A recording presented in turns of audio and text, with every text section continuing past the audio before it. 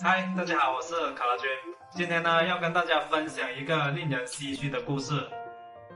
就是说呢，我们附近的村落以前呢有个很有钱的人，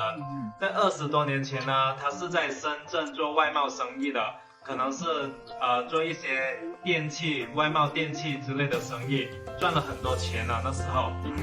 所以呢，他当时呢就在深圳的南山区那里建了一栋很大的楼，一共有5层，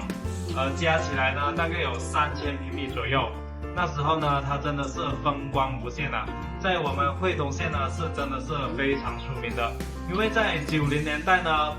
挣到大钱的人呢其实是非常非常的少的，特别是像他这种能挣到过100万的人呢，那真的是少之又少了。但是呢，这个人他是有一个非常不好的爱好，那就是赌博，经常呢跟一些其他的老板呢赌到3更半夜，赌到通宵。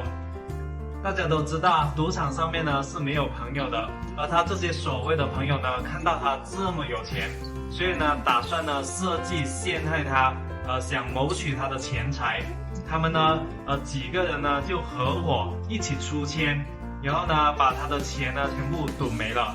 就说当时他带的钱呢都赌没了，然后呢其中有个朋友呢就说，你的钱没有了，那么我呢就可以借点钱给你，反正我现在有现金。然后呢他就借了20万给他赌，然后呢那时候可能他就赌得头晕晕的，就是赌到晚上啊3、4点这样，就已经头晕晕了。也是就是把这个白条呢写好了，签字画押，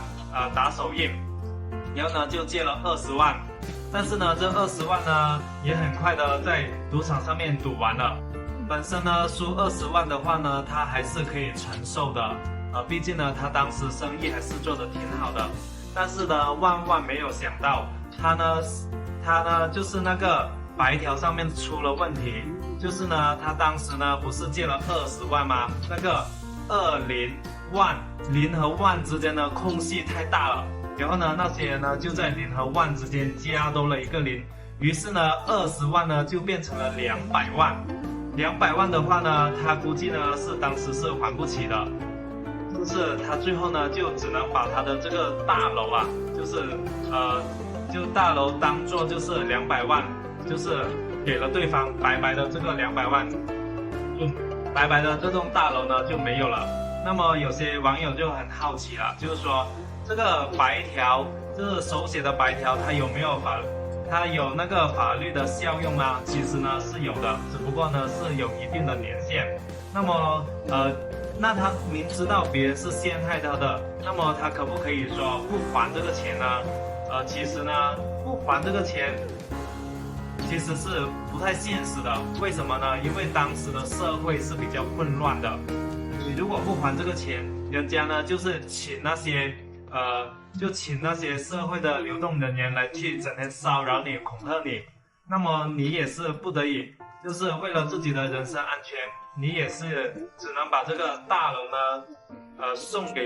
给人家，就是当做是还了200万，然后呢他就回了老家吧，就是因为这件事情呢就回了老家。至此呢他的身家呢已经败光了，生活呢变得十分的拮据啊。平时呢他们花钱都是大手大脚的，想买什么就买什么。但是呢现在呢已经没有钱了，生活过得很拘谨。然后呢他的老婆呢受不了这样的生活，也就跟他离婚了。现在呢事情已经过去了20多年了，当时呢他还是30多岁的年纪，现在呢都已经变成了50多岁的油腻大叔了。现在呢他只能在我们的县城做着一些小生意糊口吧。当时呢他那个房子呢一共有300平这么大，是非常非常大的房子。然后呢后面大家都知道了，这个深圳的房价呢一路飙升，越来越高啊。现在呢涨到了像南山区那里呢，可能涨到了7万多1平米吧，7万多啊，非常的贵。然后呢3000平的话呢，可能价值2亿多吧。所以呢这个还是挺可惜的。如果呢他当时没有被人家设计欺骗的话呢，这个房子也不可能就是白白的让给人家了。如果呢他当时呢房子没有让的话呢，现在身价可能都是数亿的，因为呢他当时自己做的生意还是做得挺不错的，估计呢还能多建几栋房子，对不对？20多年前呢在深圳建房子的话呢还是来得及的，但是呢没办法了，他因为这件事情呢变得一贫如洗，想东山再起呢几乎是没有可能的，机会呢就这么多，错过了就错过了，对不对？他也因为自己的这次